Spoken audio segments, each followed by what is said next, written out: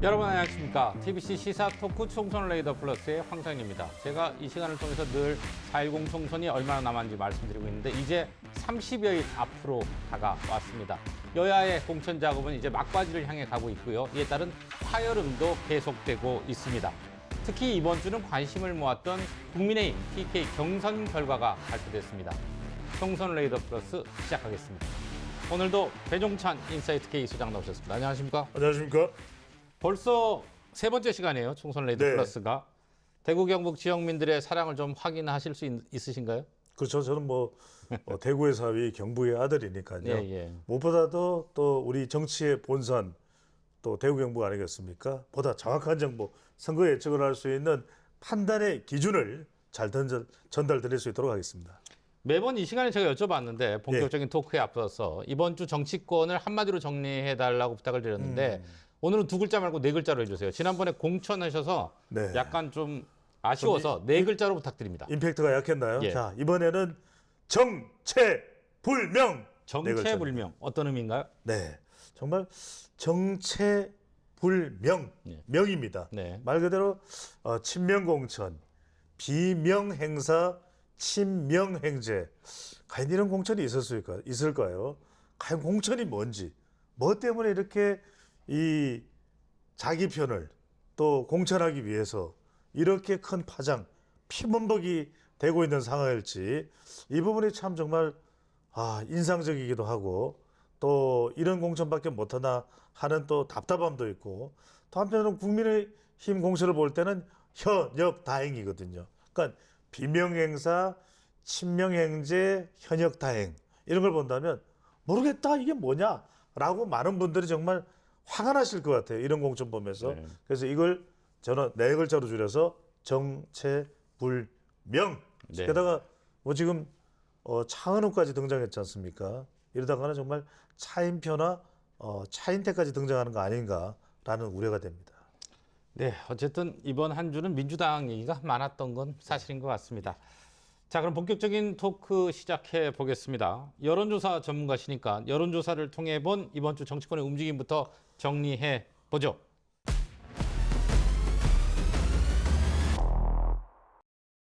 네, 배수님 직접 픽한 예. 이번 주 첫 여론조사 결과 무엇입니까? 그렇습니다. 세 가지 여론조사 결과를 픽했는데 첫 번째는 바로 지지율입니다. 총선에서 가장 중요한 지금 기준은 바로 정당 지지율일 수밖에 없는데 네. 정당 지지율 최근 조사 결과 국민의힘이 민주당을 앞지르고 있습니다. 그러니까 불과 같은 조사기관 서울경제와 한국갤럽의 조사 결과를 보면은 국민의힘이 41%, 더불어민주당이 36%거든요. 지난 8월부터 계속 이 조사 추세를 보면 민주당이 단 한 번도 국민의힘에 뒤진 적이 없어요. 그런데 이번 조사에서 국민의힘이 이 민주당을 앞서는 크로스가 일어났습니다. 네. 과연 이 이유가 뭘까요? 다른 이유가 아니라 바로 앞서 말씀드렸던 정체불명, 비명행사 또 친명행제하는 이런 공천이 되다 보니까 피범벅이 되고 피가 철철한다. 이 홍영표 이 전 원내대표 의원이 이 컷오프를 사실상 당하면서 발언한 내용 아니겠습니까? 네. 이런 상황이 되다 보니까 이것이 중도에 있는 중간지대에 있는 중도층, 수도권, 2030 MZ세대뿐만 아니라 민주당의 지지층까지 흔들어 놓는 겁니다. 호남 40대 화이트 갈라지도 흔들흔들해지면서 이 지지 기반이 약해지는 것이거든요. 말 그대로 공천 파장이 민주당의 총선 경쟁력을 폭격했다. 이렇게 볼 수 있는 결과여서 이번 주 그래프로 선택을 했습니다. 정당 지지도를 이제 매번 첫 번째 픽으로 하시는데 네. 정당 지지도가 그만큼 중요하군요. 중요합니다. 왜냐하면 이전에 우리가 이 총선을 그것도 대통령의 임기 중간에 있는 이 국회의원 선거를 우리가 분석하고 예측할 때는 네. 주로 대통령 지지율이 기준이었습니다. 네. 그러니까 이제 우리가 지난 2020년 총선을 보면 그때 문재인 당시 대통령의 지지율이 한국 갤럽 기준 한 60% 가까이 나왔거든요. 네. 그러니까 60 곱하기 300 몇 명입니까? 1,800원이죠. 빨리 계산이 안 되시는데. 예. 자, 180명이죠. 예. 그러니까 그때 민주당 당선자가 이 비례 위성정당까지 포함해서 180석 그대로 나왔던 겁니다. 예. 그런데 이번에는 뭐냐? 패러다임이 바뀐 거죠. 첫 번째 한동훈 대 이재명으로 윤석열 대 이재명이 아닌 또 하나는 이재명 대표에 대한 비판도 뭐 많습니다. 이 리스크, 재판 리스크, 네. 온갖 뭐 친명, 이른바 이 문명 갈등, 개파 갈등, 멸문, 예. 공천 뭐 이런 이야기가 나오면서 이재명 대표에 대한 심판론도 부각되고 있는 것도 정당 지지율이 더 중요해졌다. 한동훈 위원장이 견인하는 국민의힘 지지율 그리고 이재명 대표의 지지율이 맞서는 그런 선거가 되고 있다고 볼 수 있는 거죠. 네. 두 번째 여론조사 결과 뭐나요? 네, 방금 전에 말씀드렸던 대로 결국 공천이 사실은 선거의 반을 좌우합니다. 예. 우리가 역대 이 선거 때 공천을 보더라도 1996년에 YS 정부 때 그때 선거 국회의원 선거 있었죠. 그때도 여당이 상당히 좀 정부 심판론, 이 정권 견제론, 정부 견제론, 정권 심판론이 강할 때였습니다. 우리가 뭐 대선 때나 YS가 확실히 정책시키겠습니다. 네. 라고 해서 그때는 호응을 받았지만 네네. 이제 대통령의 임기가 시작되고 뭐 하나의 척결이다, 또 검증실명제다, 좋은 평가를 받았는데 임기 후반으로 하면서 상당히 경제도 어려워졌었죠. 네. 그러다 보니까 어려운 총선 국면인데 1996년입니다. 그때 공천을 잘했어요. 공천을 잘하다 보니까 가반은 넘지 않았지만 제1당이 됩니다. 네. 근데 반면에 2012년은 어떻게 됩니까? 2012년에도 보면은 이명박 정부 임기 마지막인데 그때도 보면은 정권 심판론, 정부 견제론이 가능했습니다. 그런데 사실상 그 정권 심판론이 박근혜 비대위원장 쪽으로 바뀌면서 네. 프레임이 전환됐죠. 그러다 보니까 민주당은 그때 공천 또 파장이 일어났던 거 기억나실 겁니다. 네, 예. 김용민 지금 더불어민주당의 김용민 의원 말고요. 김용민 이 당시에 2012년입니다. 12년 전 후보자의 막말 파동이 일어나면서 그때 걷잡을 수 없는 상황이 되면서 총선에서 새누리당이 과반 정당 그리고 대선 승리까지 이어졌거든요. 예. 그 반대 현상이 2016년에 일어납니다. 그때는 뭡니까? 옥새 들고 나르샤, 달리샤, 자빠지샤, 수무샤, 영도다리 넘어가니 많이 그러다가 총선에서 정말 이 후폭풍이 일어났죠. 네. 기억나실 겁니다. 네, 예. 그러면서 일당 자리를 민주당에 뺏기고 그때 더불어민주당이 김종인 비대위원장이었습니다. 네. 이해찬도 정청래도 공천을 안 주면서 말 그대로 좀 인상적인 공천을 했었죠. 그런 공천 효과로 일당이 되면서 그러고 나서 어떻게 됩니까? 박근혜 전 대통령 탄핵으로 이어졌죠. 그런 상황이고 2020년 그리고 지금 이제 2024년 총선이 됐는데 이번에도 공천만 잘하면은 양대 정당은 한 130에서 140석은 확보할 수 있는데 이게 안 되면 110석 밑으로 정말 참패하는 상황으로 이어지는데 이 여론조사 결과도 누가 공천을 잘했느냐? 국민의힘이 잘했다 40%, 더불어민주당이 잘했다 27%입니다. 무려 13%포인트 차이가 나죠. 이런 결과가 이번 총선에도 영향을 줄 수 있다는 점에서 공천 잘하는 정당이 왜 중요한지를 알 수 있는 지표로서 이 여론조사 결과를 선택했습니다. 네, 알겠습니다. 마지막으로 선택한 여론조사 결과는 뭔가요? 네, 결과적으로는 이렇게 지지율 또 공천에 대한 평가 이런 부분들이 결국 어디로 가겠습니까? 네. 지금 두 정당을 이끌고 있는 리더 한동훈 위원장과 이재명 대표에 대한 평가로 이어질 수밖에 없습니다. 이게 이번 선거에서 매우 중요합니다. 왜냐하면 이번 선거가 윤석열 대통령의 국정 수행에 대한 성과에 대한 평가냐 네. 아니라 앞으로 이 지도자들, 앞으로 미래의 이 지도자들이 어떤 역할을 할 것이냐에 대한 성격으로 바뀔 수가 있다는 거예요. 네네. 그런 변화되는 성격이 다분히 감지되는 성격이거든요. 그래서 윤석열 대 이재명의 구도가 아니라 한동훈 대 이재명이에요. 그러면은 한동훈 위원장이 어떤 평가를 받느냐, 예. 이재명 대표가 어떤 평가를 받느냐가 중요할 수밖에 없는데 이번 평가 결과를 보면은 한동훈 위원장이 직무를 잘하고 있다, 52%. 네, 네. 그리고 이재명 대표가 역할을 잘하고 있다는 36%로 나타났거든요. 맞습니다. 예. 그러니까 바로 이것 자체가 이번 선거에도 상당히 영향을 줄 수밖에 없습니다. 결과적으로 이제 공천이 다 끝나고 나면 뭐가 됩니까? 후보자 등록하고 그 다음 진행되는 일정이 무엇인가요? 바로 공식 선거운동이거든요. 네. 그때는 후보자를 안 보는 유권자들도 상당히 많습니다. 아. 그 당의 얼굴이 누구인가. 예. 그러면 이제 그 당의 지지율로 연결되면서 투표소에 가서 후보자 생각 안 합니다. 실제로는 우리가 이게 늘 유권자들에게 좀 당부하는 이야기인 건 하죠. 후보자를 잘 봐라. 결과적으로는 4년 동안 우리 지역을 대표하는 인물이라고 하지만 아무리 그래도 유권자들은 이 대표를 보거든요. 리더를 보거든요. 그런데 예. 한 위원장이 국회의원 한 번도 안 해봤던 인물이 12월 말에 비대위원장이 돼서 와서 지금 약 2달여 동안 공천도 큰 무리가 없었고 예. 그리고 전국을 다니면서 대구 특히 우리 동대구에 왔을 때는 무려 3시간이나 사인회를 하지 않았습니까? 예. 왜 제가 대구로 온지 아십니까? 대구를 이렇게 제가 좋아하는지 몰랐습니다. 뭐 이렇게 이야기를 하면서 네. 자꾸 천대대한 어떤 스킨십을 통해서 친근감을 부각시키고 있거든요. 이게 한동훈 위원장에게 큰 주목을 한 그런 효과로 나타나고 있다고 볼 수 있는 것이죠. 근데 이게 당 대표 역할 수행 평가에 대한 여론조사잖아요. 맞습니다. 근데 네. 그 말씀하신 그런 것들이 다 반영돼 있는. 그렇죠. 그게 종합적인 선거는 종합 예술이거든요. 예, 예. 이게 다 망라돼서 예. 리더에 대한 이 평가로 가고 예. 다시 그것이 정당 지지율로 옮겨오는 그런 연결 고리 현상이 유발되고 있는 것이죠. 지금 뽑아오신 세 개가 하나의 어떤 순환 구조 속에 있는 거군요. 네, 너무 잘 알겠습니다. 뽑지 않았습니까? 네, 알겠습니다. 잘 봤고요. 이제 본격적인 얘기 좀 더 해보도록 하겠습니다.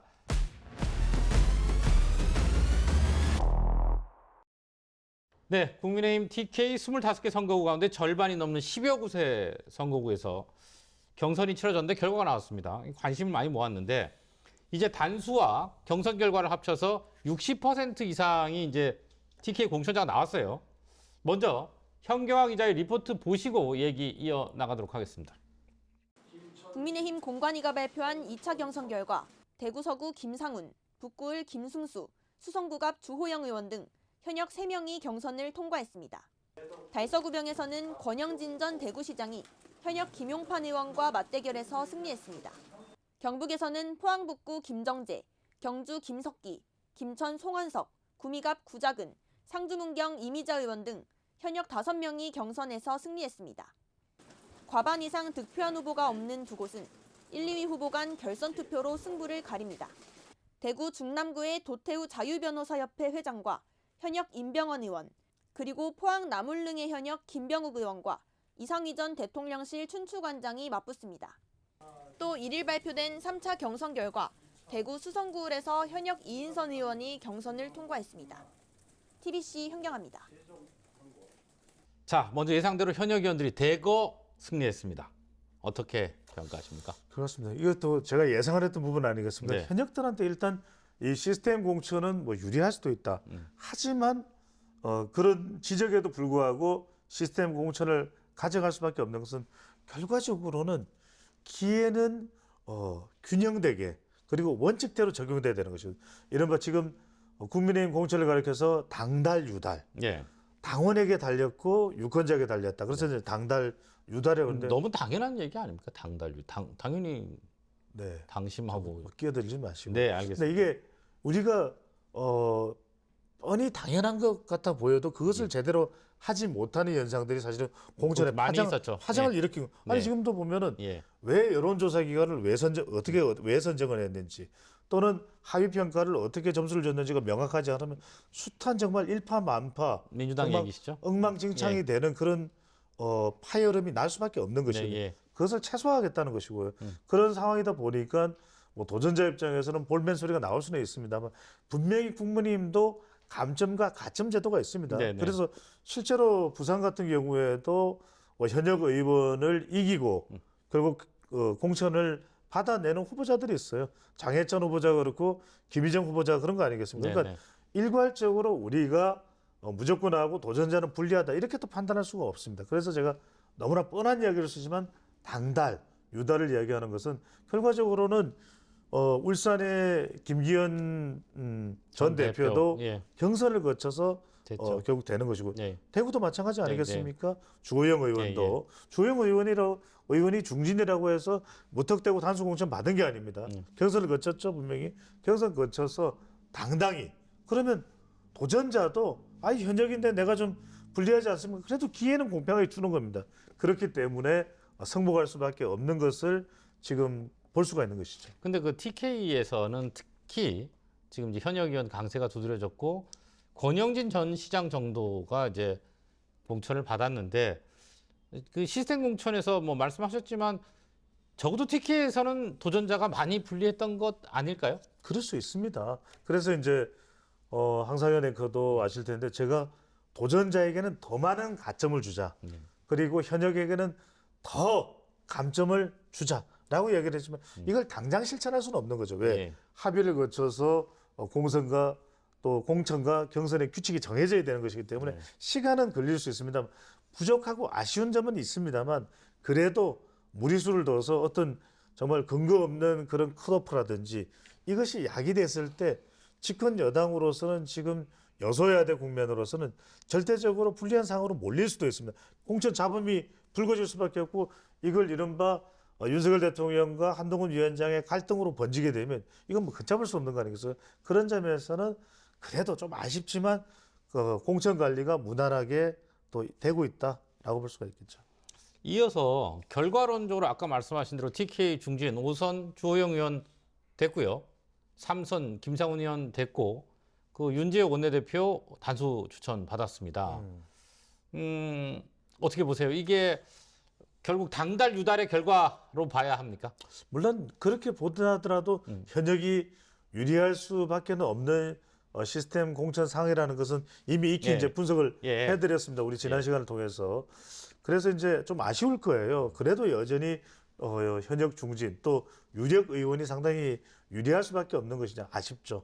그래서 지금 아직까지 최종적으로 모든 공천이 마무리된 건 아닙니다. 예. 그래서 정영환 공천관리위원장도 그런 여론을 의식하기 때문에 민감하기 때문에 국민 추천제 방식으로 서울의 강남이나 또는 대구의 지역의 후보자를 추가적으로 추천받을 수 있다라는 이야기를 하고 있거든요. 왜냐하면 국민 추천을 받아서 공천 후보자로 결정이 된다면 그 사람의 인기도나 이 부분은 정말 현역을 가히 능가할 정도일 겁니다. 네. 그런 인물이 있다면 우리도 마땅히 받아들이겠다라고 하는 당의 입장이기 때문에 그만큼 고심은 하고 있지만 황 앵커가 물어봐 주신 대로 그럼에도 불구하고 아쉬움은 좀 남죠. 자, 이 부분에 대해서 정영환 공천관리위원장이 언급을 했습니다. 이 얘기를 한번 들어보시죠.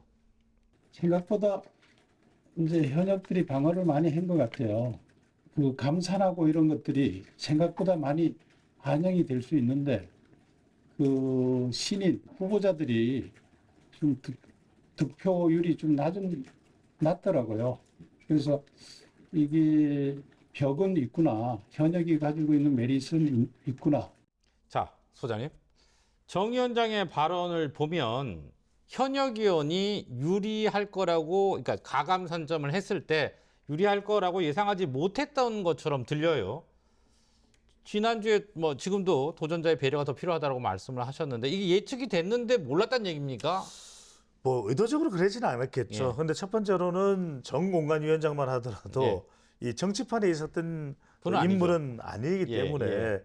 이런 속속들이 더군다나 TK 사정을 그렇게 잘 알까 싶은 생각이 듭니다. 네네. 더군다나 이제 우리 대구 경북에 또 특수성이 있습니다. 그만큼 이제 현역 의원들, 네. 도전자가 중앙 무대에서 괄목할 만한 활약을 하더라도 지역에는 또 잘 안 알려져 있을 수가 있습니다. 네.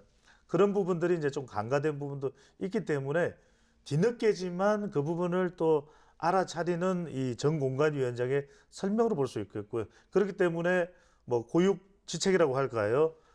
국민 추천제도 이제 언급을 하긴 했습니다. 이게 채택될지 확정이 될지는 모르겠습니다. 네. 그래서 지금 당장은 아니지만 또 한동훈 위원장도 그런 생각은 있을 겁니다. 하지만 이번에 현역들에게 감점 60%를 주겠다 이러면은 그걸 어느 현역이 받아들이겠습니까? 그렇죠. 마치 본인은 열심히 정말 당을 위해서 선당우사를 했는데 감점을 본인은 아무런 해당 행위를 하지 않았는데도 마이너스 60% 그건 못 받아들이죠. 네. 하지만 앞으로는 점차 이 비율을 조금 좀 순차적으로 좀 늘려나갈 필요는 있습니다. 그 부분을 우리 시간에도 말씀드리고 또 많은 호응을 받았지 않습니까? 그런 제도를 이제 지역별로 좀 차등화해서 많은 분들은 그렇게 생각하실 수 있어요. 왜 이렇게나 TK 대구 경북에 관심을 대한민국 보수 정치의 본산입니다. 네네. 그러다 보니까 공천 과정에서부터 많은 관심을 주목을 받을 수밖에 없는 것이고 그런 상징적인 의미에서 지금 당장은 아니지만 이걸 이제 미리 예고를 할 필요가 있죠. 한 위원장이 이번 공천을 마무리하면서 이제 총선이 끝나고 나면 총선 백서가 나올 겁니다. 그때 공천과 관련된 부분 막 제가 생각할 때는 한 120쪽부터 시작이 될 거예요. 그때 거기에 적어도 배종찬 소장이 TBC 방송에서 이런 발언을 했다는 부분들이 좀 적시가 되지 않을까, 또 네. 포함이 되지 않을까 생각합니다. 알겠습니다. 이 반면에 이제 현역 의원 한 분이 이제 고배를 마셨어요. 방금 전에 말씀드렸던 달서병의 권영진 전 시장이 공천권을 따냈는데 이 권영진 전 시장의 공천권 획득은 어떤 의미로 보세요? 그렇죠. 도전자 중에서도 현역에 맞먹거나 그 이상의 도전자는 가능성이 열려 있다라는 거예요. 그래서 기회는 주어진다는 겁니다. 우리가 선거를 생각하실 때 우리 방송을 통해서 총선 플러스를 통해서 단독으로 전달해 드리는 분석 정보지만 인호충이 중요합니다. 그만큼 인지도도 중요한데 김용판 의원도 인지도가 있죠. 근데 권영진 도전자는 후보자는 공천 받은 후보자는 대구시장을 역임했어요. 네. 인지도도 높죠. 네. 호감도도 대구시장으로 했으면 나쁘지 않았다는 의미겠죠. 적어도 이 지역에서는. 그리고 마지막으로는 충성도인데 그만큼 이 도전하면서 본인은 또 사력을 다해서 뛴 결과라고 봐야 되겠죠. 인지도, 호감도, 충성도를 인호충이라고 인호충입니다. 합니다. 예. 자, 그러면 지금 다자 경쟁이었던 대구 중랑구하고 경북의 포항남 울릉 선거구는 결선을 치릅니다. 근데 여기 현역이 다 포함이 됐어요. 이것도 현역에게 유리할까요? 제가 지난 시간에도 말씀드렸습니다만 결국 다자구도는 우리가 좀 다르게 생각해 볼 필요가 있습니다. 왜냐하면 결과적으로는 이제 결선을 또 하게 돼 있지 않습니까? 그러다 보니까 이것이 현역으로 수렴될 수 있는 예선 판세였느냐 아니면은 현역보다는 도전자 쪽으로 다른 도전자들의 표까지 함께 옮겨갈 수 있는 건지 실제로 포항의 경우에는 후보 간의 단일화가 이루어지기도 했습니다. 그렇기 때문에 우리가 예선 성적은 알 수는 없습니다. 대체로 현역이 예선에서 한 49%에 가까운 50%에 가까운 표를 얻었다면은 결선에서도 현역이 유리할 수 있습니다. 네. 하지만 그 정도가 아니라 한 30% 내의 현역의 예선 결과라면 오히려 본선은 또 도전자들이 더 표결집이 이루어지면서 유리해질 수 있는 구도이기 때문에 포항은 끝까지 가봐야 알 수 있다. 손에 땀을 쥐는 지역이 이번 TK 지역에서는 경북의 포항으로 보입니다. 포항남 울릉 그리고 대구 중랑구. 네. 자, 이제 국민의힘의 TK 공천이 절반 이상 마무리됐습니다. 그 당초 예상보다는 현역 교체율이 크게 낮아졌습니다. 지금 이제 나오는 얘기가 예. 변화와 혁신, 쇄신이 기대에 못 미친다, 조용하다, 감동이 없다. 이 얘기를 좀 했으면 하는데요. 먼저 한동훈 비대위원장이 이에 대해서 한 얘기 들어보고 가겠습니다. 조용한 공천 보신 적 있어요? 지금까지 최근에 대한민국 사에서? 그게 가능한 이유는 지금 계속 보도되고 제가 굉장히 감사의 말씀 드리고 있지만 우리 당 입장에서 굉장히 그동안 헌신해오고 존재감 있던 분이 우리 전체의 승리를 위해서 반복적으로 계속적으로 헌신해 주시고 계시고 승복해 주고 계시기 때문입니다. 그거 굉장히 어려운 겁니다.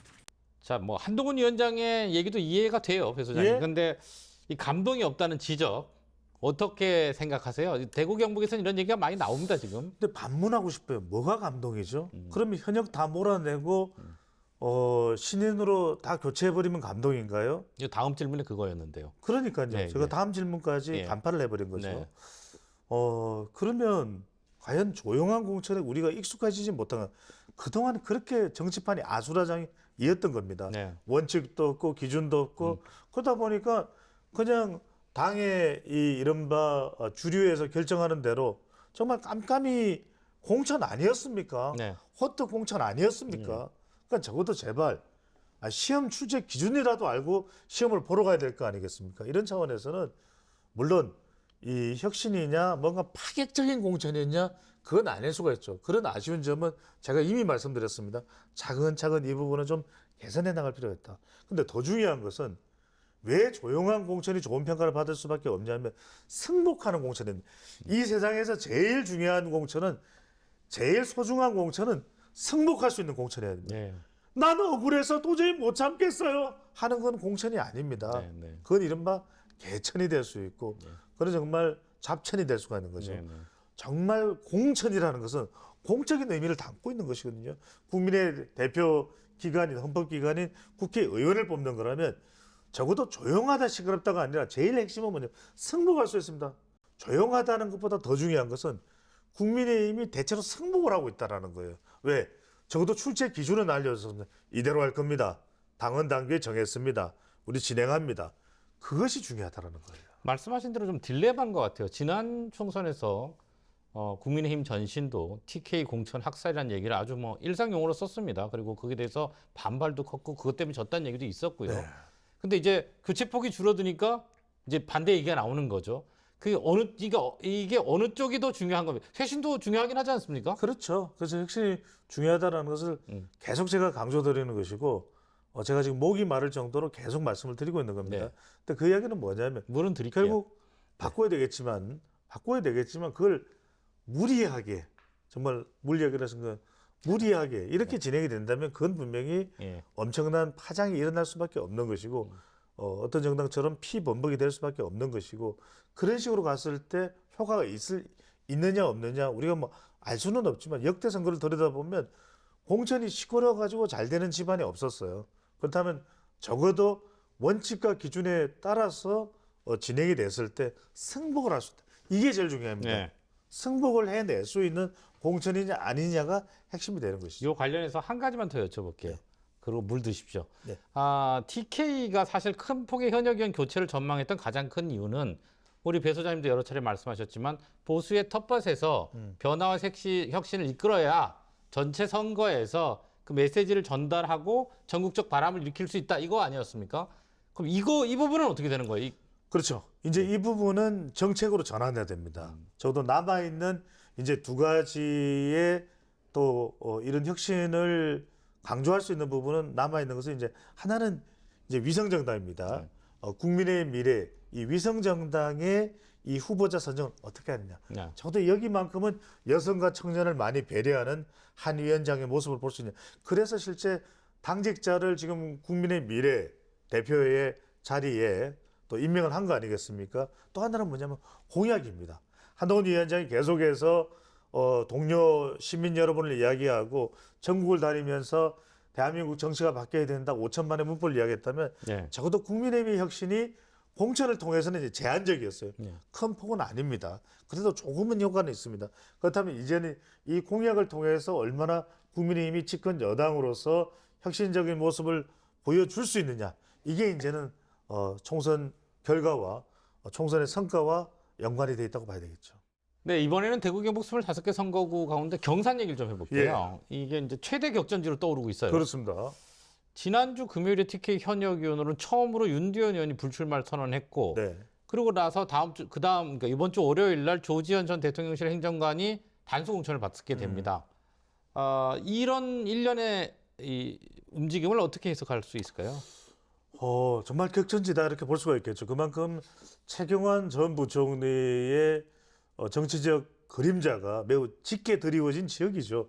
그래서 윤두현 현역 의원이지만 이제 고심 끝에 불출마를 선택을 한 것이고, 네.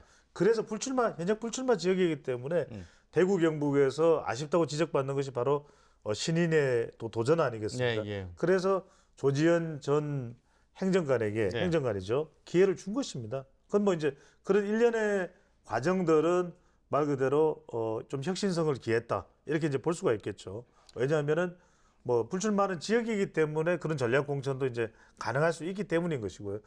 근데 이제 중요한 것은 이 지역에서 워낙 최경환 전 부총리의 정치적 영향력이 막강하시기 때문에 네. 하지만 뭐 선거라는 것은 끝날 때까지 끝난 것이 아니고 어떤 결과가 나오는지는 앞으로 또 선거운동 전개되는 과정을 봐야 되는 것이기 때문에 일단은 말 그대로 다윗과 골리앗의 싸움이라는 큰 분석과 보도도 나오고 있습니다. 네. 그건 뭐 우리 결과는 알 수 없습니다. 끝까지 한번 지켜봐야 되고 말 그대로 TK 지역에서 드문 정치 신인과 정치 유단자의 대결이 펼쳐질 것으로 봐야 되겠죠.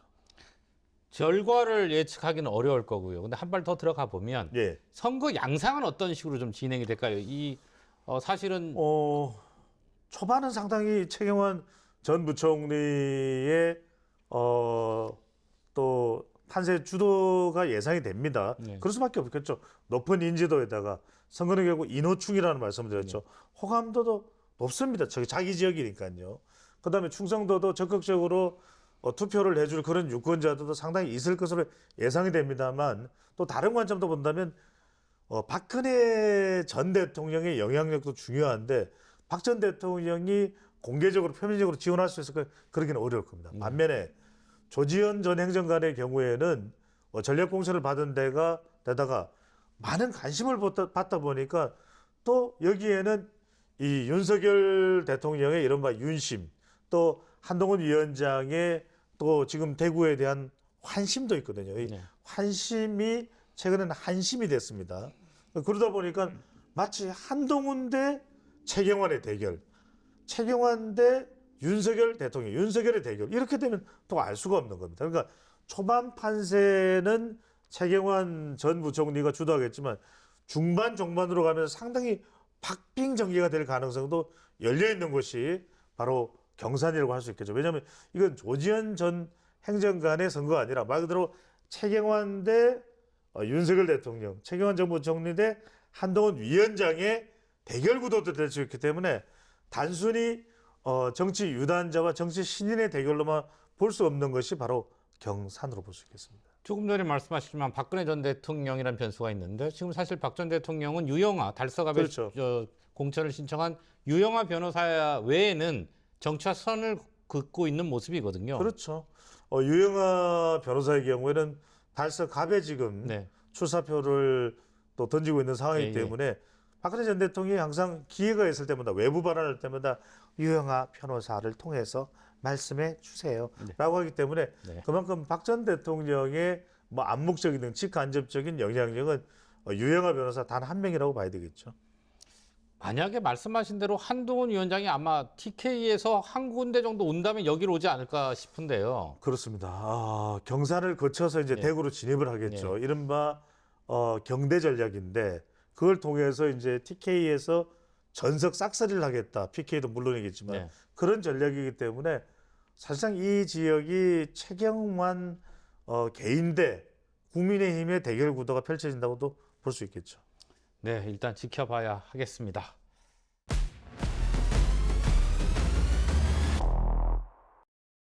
네, 이제 관심은 대구 경북에서 공천 방식이 결정되지 않은 선거구가 어떻게 되느냐 여기에 또 쏠리고 있습니다. 이에 대해서 장동혁 사무총장이 지난 27일 출근길에서 한 말이 있습니다. 보시겠습니다. 기자가 강남 TK 이번 주 다음 주 언제쯤 결론 납니까? 이렇게 물으니까 장 총장님이 일단 뭐 발표 안 된데 말씀이죠 하고 가장 늦어질 수도 있죠 이렇게 말했어요. 그렇죠. 그리고 우선 춘천이나 재공모가 가능합니까? 이렇게 물으니까 그걸 빼고 나면 뭐가 남는지 잘 모르겠다 이런 말씀을 하고 모든 가능성이 열려 있다. 그렇죠. 일단 시점부터 좀 짚어보죠. 예. 언제까지 밀립니까? 가장을 최소화하겠다니까 그래도 후보자 등록을 해야 되고 여러 가지 절차 사항에 준비를 한다 그러면은 뭐 3월 10에서 늦어도 3월 15일 이전에는 끝내야 되기 때문에 네. 뭐 한두 주 아무리 늦어도 2주 내로는 결정이 된다고 봐야 되겠죠. 근데 이것이 뭐 김건희 특검법 재의결에 대한 우려나 이것 때문은 전혀 아니고요. 네. 그래도 남아있는 기간 동안 우리가 왜 현역에 대한 또 하위 평가도 있었습니다. 또 그 외에도 현역들이 자진해서 또 불출마 희생을 할 수도 있는 것이고 그런 어떤 여러 가지 관점들을 고루 또 망라했다고 볼 수 있는 거죠. 가장 파장을 최소화하기 위해서 지금 그래서 강남의 현역 의원인 박진 전 외교장관도 서대문으로 지역을 옮기는 것이고 이원모 전 대통령실 비서관도 결국 네. 용인 쪽으로 가지 않았습니까? 네. 그런 고심이 고스란히 TK적으로 옮겨와 있습니다. 아까 말씀드렸던 그 황행크의 상징성 저한테 말씀하셨는데 바로 그 부분입니다. 그 부분을 고민한 마지막 활용 전쟁을 하기 위한 이 마침표를 남겨두고 있는 것이죠. 그러니까 어떻게 했을 때 이 대구, 경북 지역에 남아있는 지역의 공천을 통해서 전체 그림의 효과를 극대화할 것인가 이 부분인 겁니다. 네. 모든 가능성이 열려 있다. 자, 생각해 볼 수 있는 게 우선 추천, 전략 공천, 그다음에 재공모, 그리고 뭐 조금 전에 국민 추천 얘기하시는데 그건 조금 이따 다시 좀 다루도록 하고 우리 배 소장님 보시기에는 네. TK의 공천 보류 지역은 어떤 쪽으로 방향이 좀 잡힐까요? 그렇죠. 뭐 이건 결과적으로는 우선 추천이나 재공모가 열려 있다고 봅니다. 그래서 이제 이 지역의 효과를 이제 극대화할 것이고 결과적으로는 이것이 어떤 의미를 담고 있냐면 혁신 공천이냐 또는 뭐 조용한 공천이 이런 따라서 누군가 좀 인상적인 공천이 있어야 되잖아.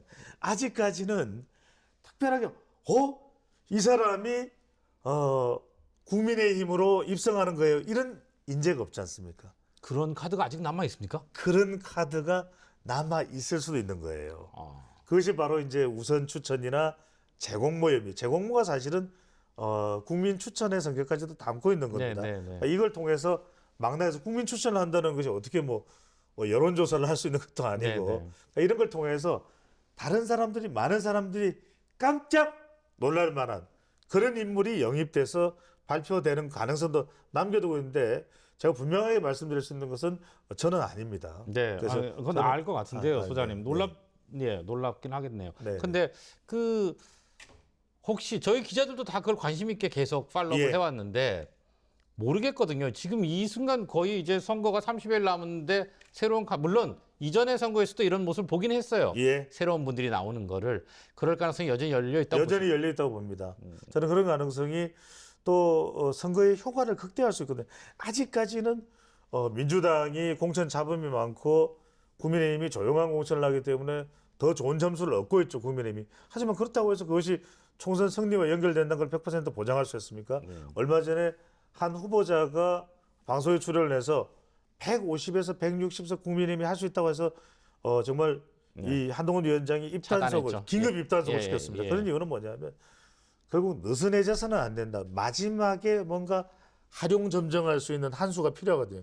그때 중요한 것이 공천에서는 어떤 인물이 한 사람이 상징적으로 공천되면 사실 나머지 모든 게 상쇄될 수 있습니다. 그리고 상대 정당에는 정말 일격을 가하는 것이거든요. 그게 누구인가가 중요한데 저는 여러분들께 감히 이런 예언을 합니다. 깜짝 카드가 우리 다음 방송쯤에는 나올 것으로 보입니다. 네, 이제 더불어민주당 얘기를 좀 해보겠습니다. 뭐 말씀하신 대로 공천 갈등이 격화되는 모습입니다. 이와 관련해서 먼저 이재명 대표 얘기 들어보고 계속 얘기 나누겠습니다. 입당도 자유고 탈당도 자유입니다. 그런데 분명한 것은 그런 점은 있습니다. 경기를 하다가 질 것 같으니까 경기 안 하겠다. 이런 거 별로 그렇게 이렇게 국민들 보시기에 아름답지 않을 것입니다. 네, 소장님, 이 대표의 그 공천 갈등 또 일단 탈당에 대한 입장이었던 것 같아요. 예. 탈당도 입당도 다 자유다. 음. 어떻게 해석하십니까? 자유민주당이죠. 네. 자유니까요. 뭐 자유국민의힘이고 탈당과 입당도 자유롭습니다. 그런데 이것이 말 그대로 그런 교과서적인 원칙의 의미가 아니라 네. 그래? 뭐 불만 있으면 탈당해도 돼요. 이런 식으로 이제 들릴 수가 있다라는 겁니다. 시점도 지금 그렇죠. 예. 그러다 보면 이게 이른바 이재명 대표의 사당화가 되는 것 아니냐. 이른바 대장동 변호인단이 대거 공천 명단에 이름을 올리는 것도 의심스러운 것이고 또 마지막으로 이제 이번 공천에 추측을 담당했던 여론조사기관이에요.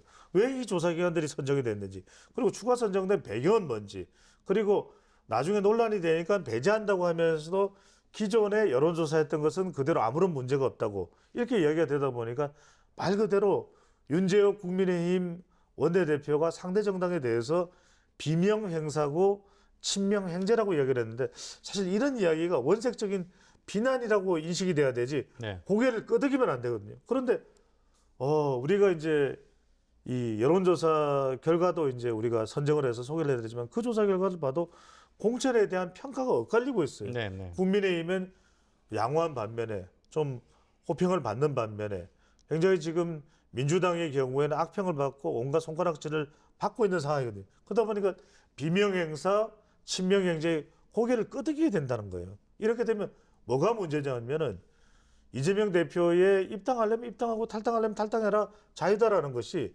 중도층이나 또는 수도권이나 청년층 이게 사실은 중수층이 이번 선거에서 가장 중요하지 않겠습니까? 네. 이들이 봤을 때는 굉장히 비호감, 혐오적인 모습으로 이미지로 연결될 수가 있는 것이겠죠. 친문계 지금 이제 계파 갈등이 이제 격화되는 모습이에요. 가장 큰 도화선이 된 게 이제 임종석 전 대통령 비서실장의 공천을 못 받고 재심을 요청했고 고민정 전 최고위원이 지금 최고위원직을 내려놨어요. 이런 맥락 이후에 지금 이 대표의 발언이거든요. 그렇죠. 이건 어떻게 봐야 됩니까? 그러니까 지금 친명 친문의 갈등에 대해서 매우 이재명 대표가 냉소적이다. 이렇다면 지지층 내도 이른바 균열될 수가 있는 겁니다. 그동안 민주당 지지층을 구성해 왔던 것이 최근에는 이제 친명도 있을 테고 뭐 개딸도 있고 뭐 재명인의 마을도 있고 하지만 그 이전에 민주당의 주축을 이뤄왔던 것은 말 그대로 DJ 그리고 노무현 그다음에 문재인 이런 자산 아니겠습니까? 그런데 임종석 전 실장이 무슨 임종석 전 실장에게 추미애 친명으로 분류되는 추미애 전 장관이 임 전 실장 책임지시고 불출마하세요. 그런데 이 지역이 전략공천으로 시간을 질질 끌다가 끝내 이 사실상 컷오프가 되고 지금 재심 청구를 했지만 그게 받아들이는 만무하고요. 그리고 전현희 전 국민권익위원장이 전략공천된 거 아니겠습니까? 이 사실을 과연 그러면은 민주당 지지층이 보편적으로 받아들일 수가 있느냐? 그러다 보니까 고민정 전 최고위원이 됐죠. 고민정 전 최고위원이 어떤 이야기냐면 이건 도무지 우리가 납득을 할 수가 없다.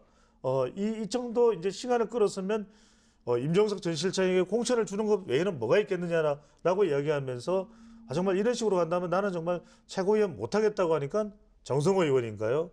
정성호 의원인가? 하여튼 친명계의 의원이 그렇게 얘기합니다. 아니 못하면 뭐 나가라.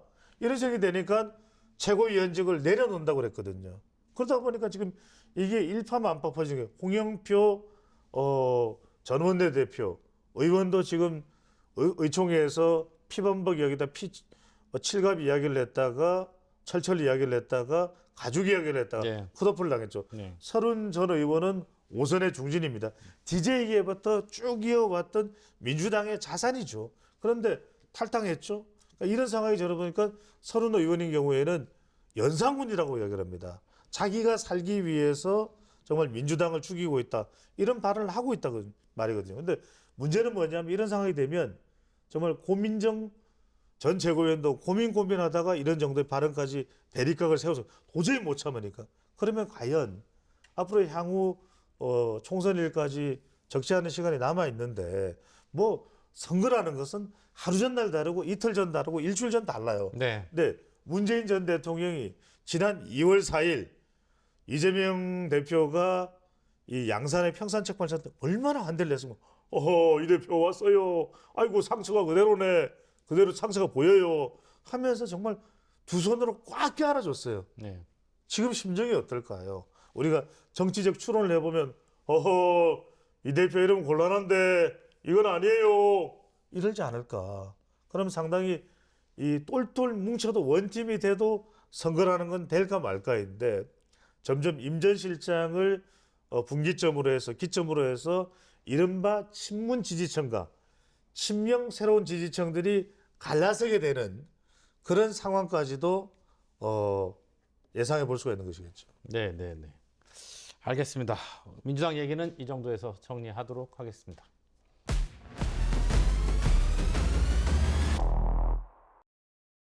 네, 이번에는 개혁신당 얘기로 좀 넘어가 보겠습니다. 배 소장님이 지난번에 예측한 대로 김종인 공관위원장 체제가 출범을 했습니다. 정확했죠? 예, 정확하게 네, 맞추셨어요.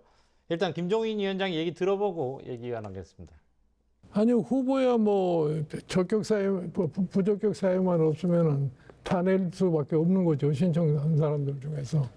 그리고 우리는 뭐 여기 지금 이 개혁신당의 경우에는 지역별로 무슨 경쟁자가 있는 것도 아니잖아요. 김종인 위원장의 매직 얘기를 많이 하죠, 언론에서.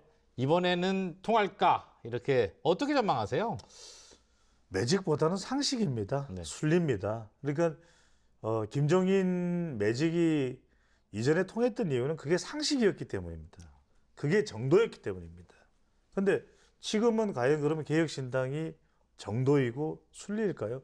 픽텐트가 됐더라면 그랬을 수 있습니다. 일말의 기대감이 있었고 제3지대의 중도층 그리고 또 수도권 젊은 세대들이 많죠. 그래서 이제 이준석 대표가 뭐 동탄 경기도 네. 화성 동탄이 거론되는 이유가 이제 그런 네. 배경일 테고요. 또 마지막으로 뭐 청년층까지 더 들어올 수 있는데 지금 결과적으로는 이준석 대표도 워낙 부담이 되다 보니까 본인의 이번 총선 성과가 자신의 정치 미래하고 올려 있거든요. 네. 그러다 보니까 그 부담을 혼자서 다 지기에는 벅차요. 자칫 지금 그래도 안고 있는 기존의 개혁신당 원멤버 외에도 지금 조홍천 그리고 이원욱 그리고 금태섭, 류호정까지도 포함이 돼 있단 말이에요. 그럼 이것 자체까지 견인해서 가려면 이 사람들을 아우를 수 있는 사람이라면 누굴까? 김종인 정도겠죠. 그래서 또 워낙 또 호흡도 잘 맞아요. 김종인 공천관리위원장 원래는 이제 비대위원장, 미스터 비대위원장인데 네, 네. 이번에는 공천관리위원장의 이 타이틀을 달고 섰는데 워낙 또 이준석 대표와는 케미가 잘 맞습니다. 마치 우리 두 사람처럼 이렇게 이준석 대표를 계속 우쭈쭈 해주는 것이 김종인 위원장이기 때문에 또 이준석 대표도 아버지 마냥 잘 따라요. 그래서 이제 두 사람의 케미가 맞기 때문에 이 내부적으로는 어느 정도 정돈이 될 겁니다. 근데 문제는 뭐냐면 외부적 파괴력이죠. 네. 그러니까 이번에는 오히려 빅텐트가 무너지면서 양대 정당 구도가 됐고 오히려 제3지대에서 명확하게 이 양대 정당에 대한 비호감 또는 민주당의 공천 파동, 막장 공천 이런 것의 반사이익을 안고 가는 이 정당은 이준석 대표의 개혁신당이 아니라 조국신당이에요. 네. 그러다 보니까 오히려 이준석 대표가 애초에 기대했던 그러니까 이제 이낙연 대표의 이 새로운 미래도 뭐 민주당의 낙마자들이 많이들 옮겨갈 수는 있겠죠. 네. 하지만 그렇다 하더라도 그 효과는 제한적일 수밖에 없다면 전반적으로 반 이재명 전선이 구축될 수 있는 것이 더 효과적일 수도. 오히려 이번 지금 이 제3지대의 지형이나 또는 비례투표의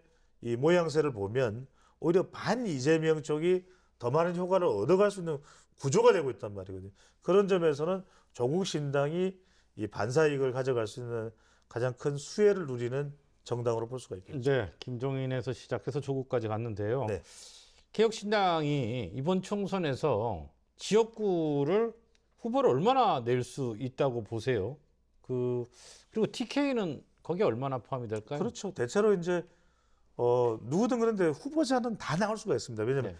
경쟁력 따질 것 없이 우리가 일정한 비용에 기타금만 있으면 되거든요. 네. 그리고 적어도 총선에 나갔을 때 내가 쓴 비용에 대해서 되돌려받지 않아도 정도 되는 경제력이나 또 그런 판단이 선 사람이라면 나 뭐 그 정도 금전적인 손해를 봐도 뭐 괜찮아. 출마하는 것에 의의를 두는 것이 있다고 판단되면은 후보자를 못 낼 이유가 없는 거죠. 또 그런 후보자들이 많아요. 네. 우리 선거판에 굳이 뭐 나 선거 비용 보전받지 못해 왜 15% 이상을 득표하지 못하면 15% 미만이면은 10%까지는 절반, 10% 미만은 전액 보전을 못 받아요.